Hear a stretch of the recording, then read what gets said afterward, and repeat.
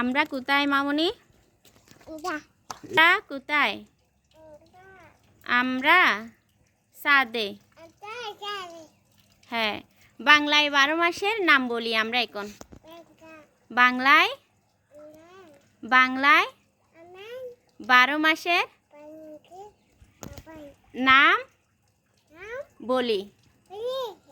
হ্যাঁ, বৈশাখ, জ্যৈষ্ঠ, আষাঢ়,